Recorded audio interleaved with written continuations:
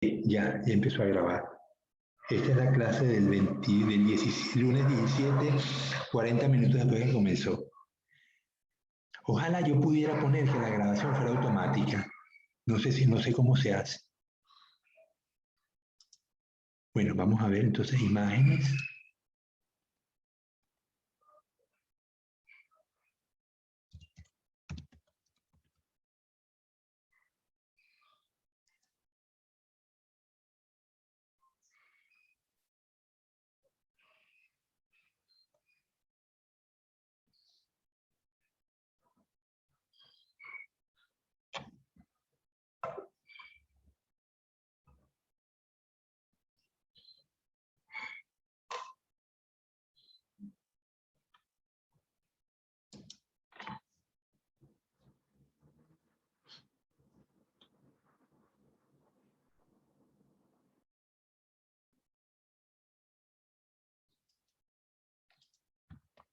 Bien, no consigo.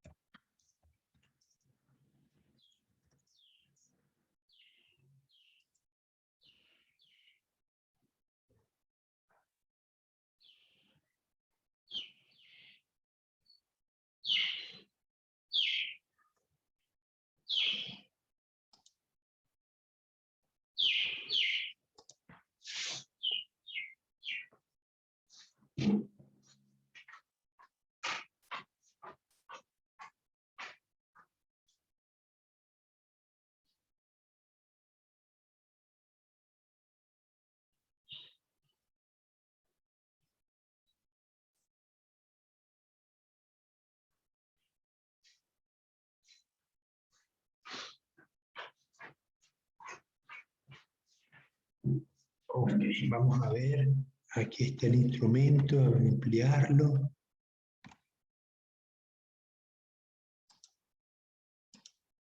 Bien, ahora vamos a compartir.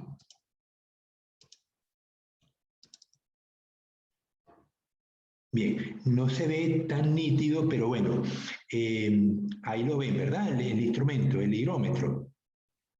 Sí. Ok, entonces vean a la izquierda, este aparato tiene dos termómetros de mercurio y arriba una caja plateada que tiene un ventilador. Yo le doy cuerda, entonces por ambos tubos del termómetro va a fluir aire. Entonces, hagamos un ensayo antes de explicar lo que sigue. En una mano, tengo las dos manos. En una mano pongo un poquito de agua y en la otra no pongo nada. Y soplo. ¿Cuál mano va a estar más fría? ¿La mano que está seca o la mano que tiene el agua? Alison, haz lo siguiente. Pon las dos manos, una manténla seca y en la otra ponle un poquitito de agua. No mucho, un poquito nada más. Y sopla las dos manos simultáneamente. ¿Cuál vas a sentir más fría? La que tiene agua se sentiría más fría. La que tiene el agua. Ajá. La razón, Alison, ¿por qué? Cuando soplas, el agua se evapora. Y al evaporarse, ¿qué pasa? ¿Conoces el concepto de calor de vaporización? Tal vez se pierde el calor al evaporarse. El agua al evaporarse necesita pasar del estado líquido a gaseoso. Por lo tanto, las moléculas van a requerir energía para poder acelerarse. Entonces, esa energía va a venir de tu piel. Entonces, cuando el agua se evapora, absorbe energía y tu piel se enfría. Mientras que, y eso es lo que sientes de diferencia, la mano seca también va a perder energía, pero la mano húmeda va a perder más energía y es lo que va a sentir de diferencia, va a sentir más frío. Entonces, este principio de que el agua al evaporarse absorbe energía, es una función de la humedad relativa.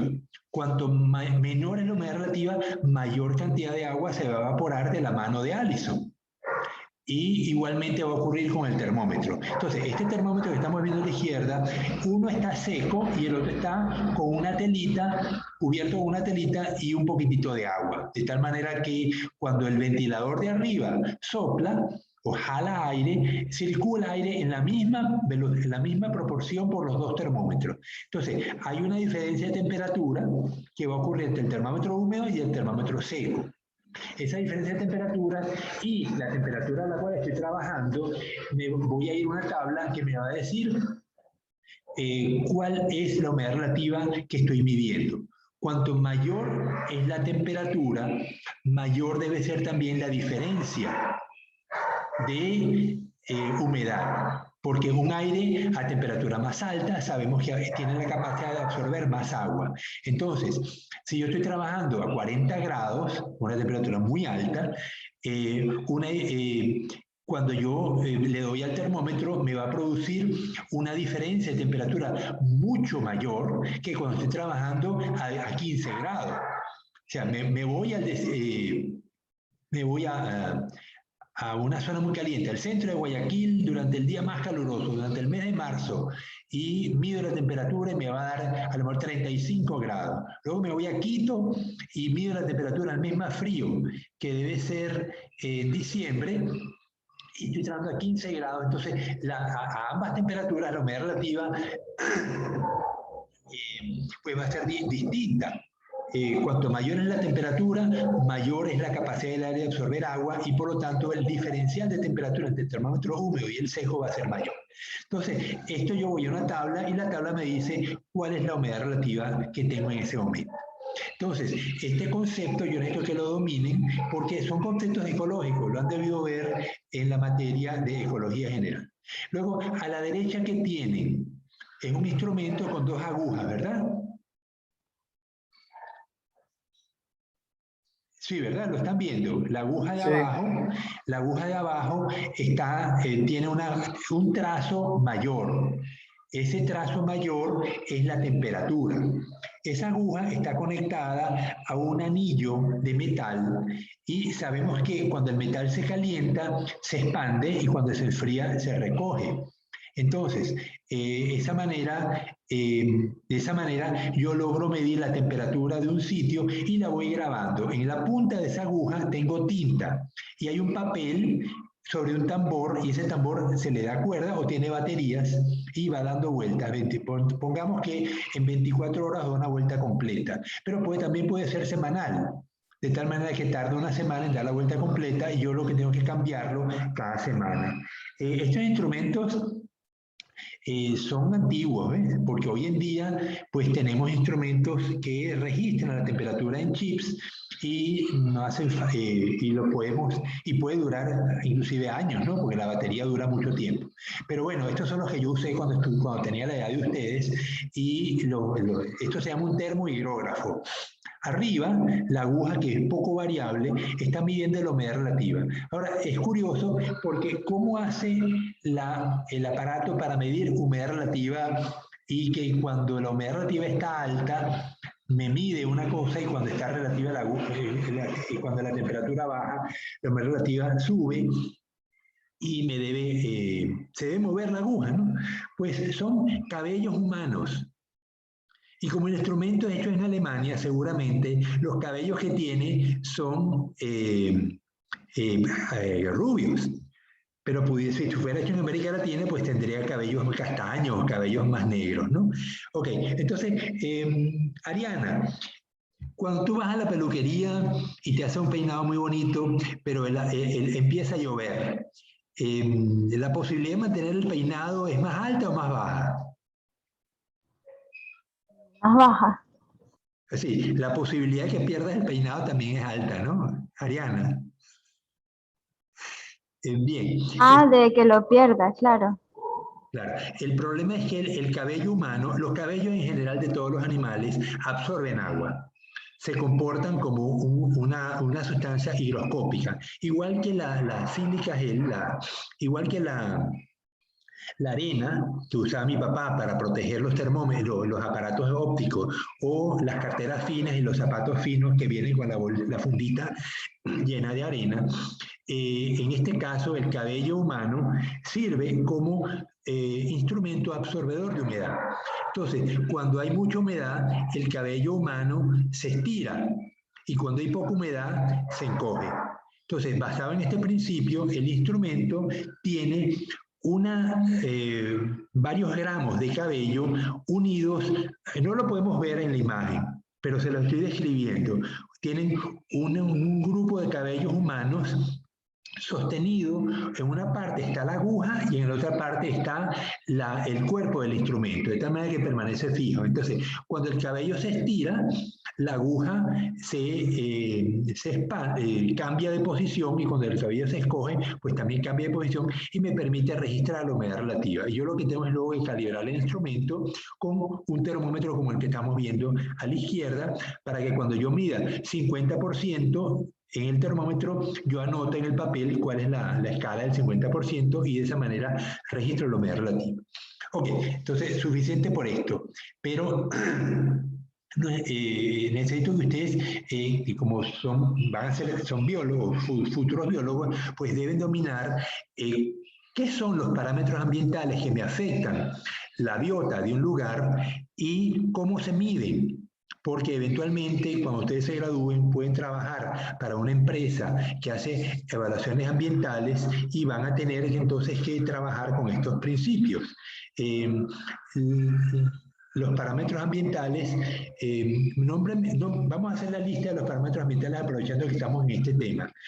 John Smith, dime algunos parámetros ambientales para anotarlos y luego vamos a poner qué instrumento se usa para medirlo.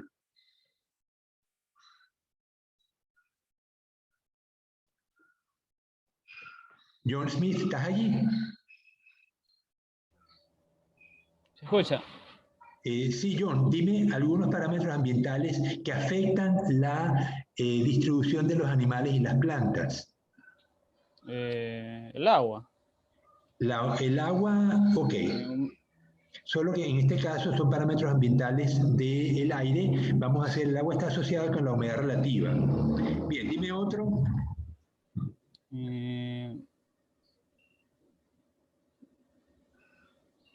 Estábamos hablando de que cuando la ropa se seca a distintas horas del día, ¿qué es lo que cambiaba a lo largo del día? Temperatura. La temperatura. Ok. Si estamos hablando de plantas, las plantas están muy influenciadas por qué parámetro, para que ellas puedan fotosintetizar. La radiación, la luz. La radiación, ajá. La radiación, bien, es la cantidad de luz que llega por unidad de superficie, por unidad de tiempo. Eso se llama radiación. Otro. Si estamos en una playa o estamos en una montaña, ¿el viento sopla igual? No. Ajá. Entonces, el viento, podemos hablar de la velocidad y de la dirección, ¿verdad? Sí. Ajá. Es distinto que llegue la luz, la radiación puede llegar en términos absolutos, ¿no? Medimos, con un radiómetro, medimos la cantidad de calorías por metro cuadrado por hora, pero la luz puede llegar directa o puede llegar difusa. Si hay muchas nubes, ese día va a haber luz difusa. Y si hay pocas nubes, va a llegar luz directa. ¿Cierto, verdad? Cuando hay pocas nubes y salimos a la calle a las 3 de la tarde, nos insolamos enseguida. Tenemos que salir con una gorra, ¿verdad, John Smith? Porque si no, nos quemamos con mucha facilidad. Ok, entonces tenemos luz difusa y luz directa. Tenemos humedad relativa, temperatura, radiación, velocidad. Ok. La temperatura puede ser del aire o del suelo. Y a medida que subimos, la temperatura va a ir descendiendo. Es decir, que la altura también me afecta la temperatura. Bien. Si estamos en la playa del Murciélago y nos queremos bañar, ¿de qué manera la marea me va a afectar mi posibilidad de bañarme?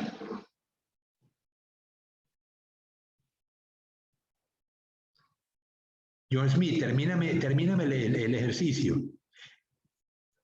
¿El mar permanece al mismo nivel todo el tiempo? No, varía. Ajá, entonces, ¿cómo llamo ese fenómeno de que el agua sube y baja? ¿Cómo se llama ese? Si estoy en marea baja, el agua se aleja como 200 metros, entonces voy a tener que caminar mucho hasta poder yo conseguir suficiente agua a profundidad para poderme bañar. Si estoy en marea alta, no tengo problema porque el agua debe estar cerquita de la playa, ¿no? Cerquita de la parte superior de la arena. Esa variación en la altura del agua de mar, ¿cómo se llama?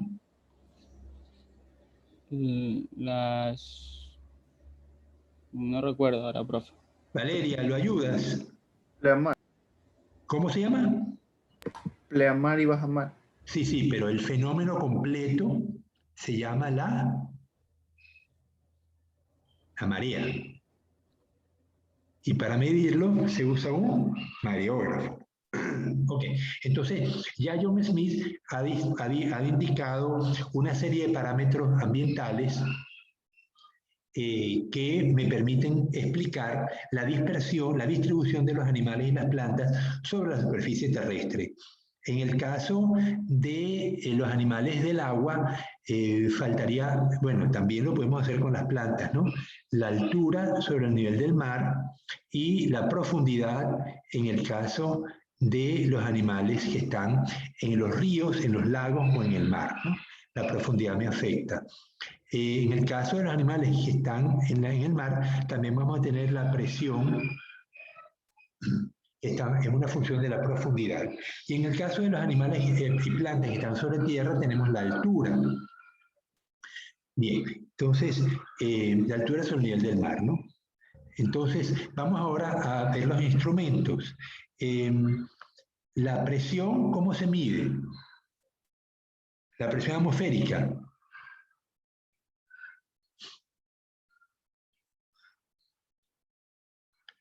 Silencio sepulcral. ¿A alguien se le ocurre? Ariel, ¿cómo se mide la presión atmosférica?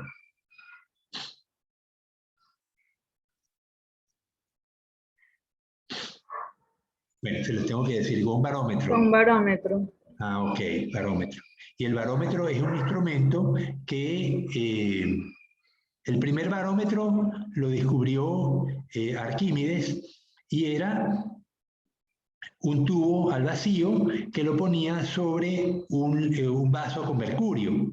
Y veía que cuando hacía vacío, el mercurio subía por el vaso hasta cierta altura. Y la altura era, si estaba a nivel del mar, la altura era 76 centímetros. Pero más de allí no lograba, por más vacío que quisiera hacer, no lograba que el mercurio subiera más de 76 centímetros. Entonces, la altura de 76 centímetros o 760 milímetros de mercurio en un tubo vacío se llama la presión atmosférica. Y la presión no es constante. Cuando va a llover, la presión disminuye. Cuando hay buen tiempo, la presión sube. Eso lo sabían, Michael. La presión atmosférica no es constante en un sitio, sino que depende de la masa de aire que hay en una zona. Obviamente varía poquito, pero varía. Si va a llover, la presión disminuye y vemos cómo el barómetro me indica que está bajando la presión, por lo tanto se aproxima mal tiempo. Si hay buen tiempo, la masa de aire permanece más estable, hay menos corriente de aire y la presión sube. Ok, entonces la presión se mide con un barómetro. Profe, entonces es un indicador de mal tiempo también. Sí, sí, claro, claro. Entonces, yo puedo tener un barómetro en la pared. Hoy en día los barómetros pues, se construyen de distintas maneras. Yo puedo tener, por ejemplo, una cajita al vacío, sobre la cual la masa de aire está haciendo presión. Entonces, si la presión sube, la cajita me va a comprimir y yo le puedo poner una aguja y voy a ver que la aguja se me mueve según haya mal tiempo o buen tiempo. Bien, la profundidad del mar. o la profundidad, sí, en el mar, ¿cómo la mido? Si estoy en la playa del Murciélago, ¿cómo puedo medir la profundidad a medida que me voy adentrando en el mar? De la manera más simple. ¿Cómo mido la altura de un árbol? Un árbol chiquito, un árbol que tenga 1 metro. ¿Cómo? Con un metro, con un flexómetro. Con una cinta métrica, un flexómetro. Ok, en el caso de la profundidad, lo que hago es que coloco una cuerda con una piedra y la lanzo y tengo el flexómetro aparte. Entonces, mido la profundidad que me da la cuerda. La piedra está en el fondo. La cuerda la estoy sosteniendo y veo hasta dónde llega la superficie del agua. Saco la cuerda y mido con un flexómetro la profundidad. Y eso lo voy haciendo a medida que me voy adentrando. Pero llega un momento en que ya se me hace complicado. Ya tengo que usar un bote. Y voy lanzando desde el bote la piedra.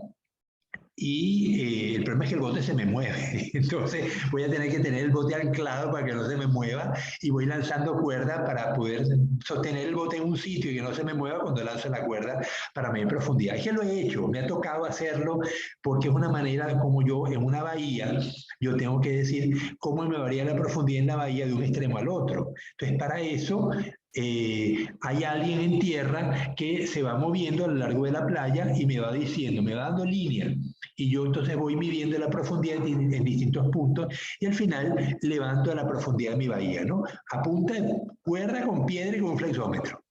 Otro instrumento que usan los marinos para medir profundidad es el sonar.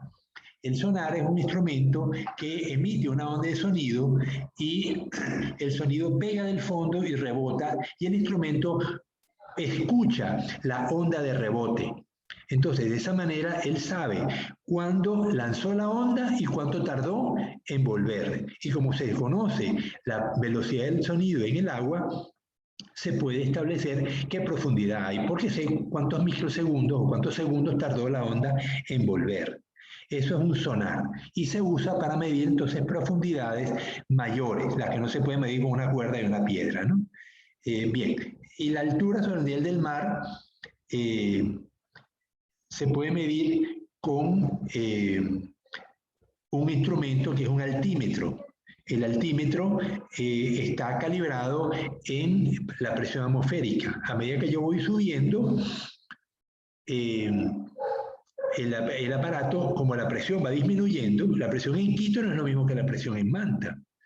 Entonces, cuanto más subo, menos presión atmosférica hay y el aparato está calibrado para medir metros sobre el nivel del mar en función de la presión atmosférica, de las atmósferas, ¿no? Pero hoy en día también tenemos el GPS. ¿El GPS qué es, María Montes de Oca? ¿Qué es un GPS? Es como un aparatito que da la latitud y longitud. Ajá, ¿en función de qué la da? En función del... ¿Qué hay en el espacio que permite que el instrumento funcione?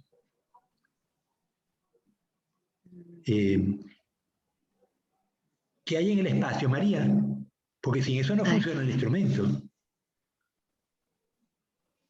No recuerdo, la verdad. Saraí, ¿qué hay en el espacio para que funcionen los GPS? ¿Qué es lo que los chicos... Satélites, profe. Satélites. Entonces, tenemos un montón de satélites que distintos países han lanzado y le están dando vueltas a la Tierra todo el tiempo.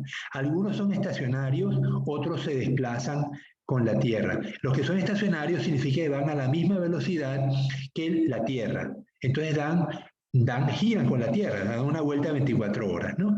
Entonces, este conjunto de satélites lanzan señales que el instrumento las capta. Entonces yo, por triangulación, el instrumento es capaz de determinar en qué posición estoy con respecto a los satélites que tengo.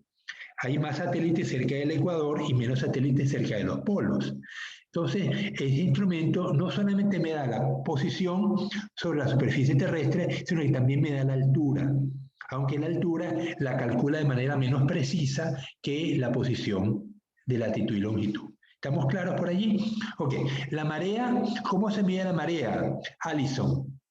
¿Cómo se te ocurre?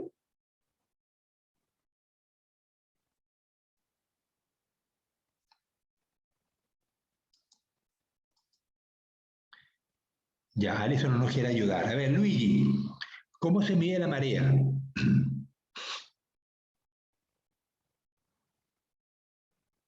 El Luigi tampoco nos quiere ayudar. Paola. Oye, son las 8:08, yo quiero terminar este tema para poder seguir con la estadística. A ver, fíjense, ¿qué usé yo para medir la profundidad en una playa? Paola, ¿qué es lo que acabamos de describir cuando yo estaba haciendo la profundidad en una bahía? ¿Cómo la medía? Con un cabo y una piedra. Exactamente. Ahora, ¿qué pasa si yo me voy a un muelle, al muelle de Manta, y coloco el cabo y la piedra, pero lo dejo fijo en la pared del muelle? Y la cuerda la tengo calibrada en centímetros. Yo pudiera ver cuál es la altura de la marea en cualquier momento del día, ¿verdad? Sí, porque va bajando. Ajá, va quedando señalado, sí. Va quedando señalado porque veo la superficie del agua, como me está indicando en la cuerda que coloqué calibrada. Entonces, eso es un mareógrafo. Entonces, el mareógrafo es un instrumento que me registra la altura de la marea a cualquier hora del día. Ahora, ¿cómo sé yo cómo predigo yo la altura de la marea en cualquier momento del año? Porque tengo esas mediciones que hice, las he hecho durante varios años y tengo hora a hora, día a día, la marea en el puerto de Manta. Igualmente puedo tener en el puerto de Guayaquil o en el puerto de Esmeraldas, ¿no? Entonces, yo puedo usar luego ecuaciones matemáticas para saber cómo represento yo esas curvas. Son curvas sinusoidales, son ecuaciones trigonométricas que van a estar en función del día, porque ¿de quién depende la marea? Depende del Sol, la posición del Sol y la posición de la Luna. Cuando la Luna y el Sol están alineados, porque hay luna nueva o luna llena, me da las mareas máximas. Cuando la Luna está en cuarto creciente o en cuarto menguante, la marea es mínima. Se llama mareas de cuadratura y las máximas se llaman mareas de sisigia. Entonces, yo conozco cómo varía la posición del Sol y de la Luna en cualquier día y de esa manera puedo preparar una ecuación matemática que me describe la altura de la marea en cualquier sitio y la comparo con la curva real. La curva real es lo que se mide en el sitio con la cuerda que está pegada al muelle, ¿no? Entonces, el mareógrafo me mide marea y ya les explico cómo puedo estimar la marea en cualquier sitio usando las ecuaciones matemáticas y luego las comparo con la curva real. La ecuación matemática es una descripción ideal. La curva real es lo que estoy midiendo en el sitio. Bien, la humedad relativa ya la vimos que se medía con el higrómetro, la temperatura pues se mide con un termómetro. La temperatura del suelo es menos variable que la temperatura del aire. De hecho, yo puedo tener la temperatura del suelo, la puedo medir a varias profundidades. Para eso se usan unos termómetros que son curvos. O sea, el termómetro que ustedes conocen para medir temperatura de la persona es un termómetro recto. Los termómetros de suelo son curvos. Tienen una inclinación de tal manera que yo entierro el termómetro hasta la profundidad del bulbo. Yo lo puedo comprar a 20 centímetros, a 10 o a 5. Y lo entierro y luego la tapo con tierra y lo dejo allí con un sostén, con un sostenedor que puede ser de metal, que lo clavo en la arena o en la tierra y lo tengo allí sostenido. Entonces yo puedo tener 3 termómetros, uno a 5, otro a 10, otro a 20, y con sus sostenedores, ¿no? Y puedo registrar la temperatura a cualquier momento del día. Voy a ver que a 5 centímetros la temperatura va a ser más variable que a 20. A 20 a lo mejor va a variar muy poco. Entonces se mide con termómetros de mercurio y hoy en día pues los data logger también pues se usan para eso, ¿no? En las estaciones meteorológicas, todo aeropuerto tiene una, porque los pilotos de avión necesitan tener datos meteorológicos para aterrizar y para despegar, sobre todo velocidad y dirección del viento. Entonces, en los aeropuertos, la Fuerza Aérea Ecuatoriana también tiene sus estaciones meteorológicas y cuando uno necesita datos de temperatura, precipitación, humedad relativa de cualquier ciudad, lo primero que uno busca es el aeropuerto más cercano, porque es donde va a estar la estación más completa, donde miden mayor cantidad de parámetros. La temperatura del aire y la velocidad del aire se mide a 2 alturas. Se mide a 4 metros en una vara que se coloca y a nivel, a metro y medio, que es donde están las casetas meteorológicas, que son unas casitas hechas de madera, pintadas de blanco, con las paredes no son sólidas, sino que son de romanilla, son maderitas inclinadas de tal manera que el aire puede circular libremente, pero la luz solar directa no entra. Porque por eso los parámetros ambientales, como la temperatura, se mide siempre a la sombra de la caseta meteorológica, ¿no? ¿Las han visto? Parrales, ¿has visto las casetas meteorológicas en algún sitio de Ecuador?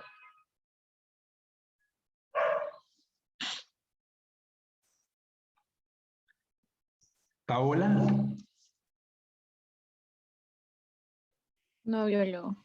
Ok, pero si van al aeropuerto de Manta, por alguna razón, pregunten dónde está la estación meteorológica y acérquense. No van a poder entrar porque va a ser una cerca, pero van a poder ver los instrumentos que tiene. Va a haber una casita blanca a 1,5 metros de altura, la base de la caseta, y van a ver una torre con una veleta y una hélice. La hélice mide la velocidad del viento y la veleta, que es una flecha, a veces un gallito, pero usualmente es una flecha, se mueve con la velocidad del viento y esa dirección del viento se registra continuamente. Entonces, me falta solamente cómo se mide la radiación. La radiación se mide con un radiómetro. Es un instrumento que lo expongo a la luz solar y me mide en calorías por metro cuadrado por hora. Pero la luz puede ser difusa o puede ser directa. Si es directa es porque el sol está pegando y se mide con un heliofanógrafo. El heliofanógrafo es una bola de cristal. Cuando ustedes eran más pequeños, a lo mejor también lo han hecho ahorita, ¿no? Que conozcan, tengo un papelito, tengo una lupa y lo pongo al sol y hago que el papelito le cambio la altura y veo cómo la lupa me concentra la luz del sol y me quema el papel. ¿Lo han hecho alguna vez?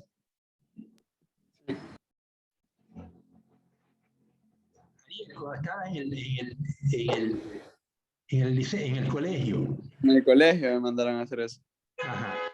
La lupa, lo apuntas al sol y colocas un papelito debajo y cambias la altura del papel hasta que ves que el papel se empieza a quemar. Ok, entonces, ese hecho de que el sol, la luz directa del sol, queme el papel, me permite saber cuántas horas de luz directa hay. Entonces, el heliofanógrafo, se los muestro, un momentito.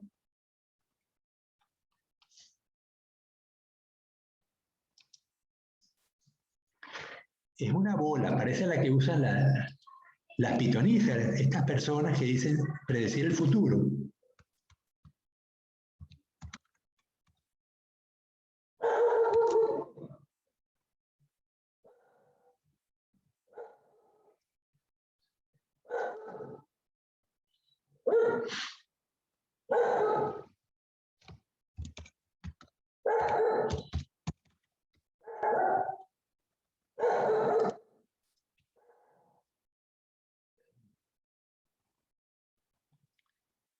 Ok. Vamos a ver uno que se vea mejor. Aquí, este.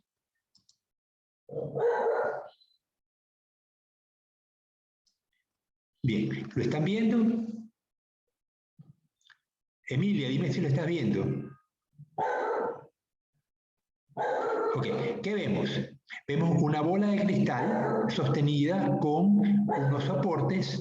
Luego vemos una base donde he colocado un papel y el papel tiene unas rayitas. Esas rayitas están indicadas en horas, de tal manera que yo coloco desde las 6 de la mañana hasta las 6 de la tarde, o puede ser que si estoy En Chile o en el norte de México, ahí la latitud es mucho mayor, o estoy en Canadá. Entonces, en época de invierno, el sol se pone a las 3 de la tarde, pero en época de verano se pone a las 9 de la noche. Entonces, esto me va a cambiar. Por eso es que la cantidad de rayitas es mayor a 6. Dependiendo de la latitud de la Tierra donde yo esté, el aparato pues me va a medir mayor o menor cantidad de horas. ¿Y qué es lo que me mide el heliofanógrafo? Las horas de luz directa. O sea, cuando no hay nubes y el sol está pegando directamente en el sitio. ¿Y cómo lo mide? Quemando el papel. ¿Ven la raya negra? Y ven la luz intensa que está pegando. Entonces, el aparato no es más que una lupa que me concentra la luz del sol y me quema el papel solamente cuando hay luz directa, cuando el sol está incidiendo directamente. De lo contrario, no me quema nada. ¿Se entendió? Ariel, dime si se entendió. Sí, biólogo. Ok. Bien, entonces con esto damos por terminado la parte meteorológica que no forma parte de esta materia, pero es que es indispensable que ustedes como futuros biólogos conozcan estos detalles. Esto se debe estudiar en ecología, pero yo no sé si lo vieron o no lo vieron. Hay cosas que me preocupan de la facultad porque siento que hay conocimientos que yo tenía cuando me gradué de biólogo y que siento que aquí pues no están suficientemente y consolidados, ¿no? Bueno, entonces vamos a pasar la lista ahora. Voy a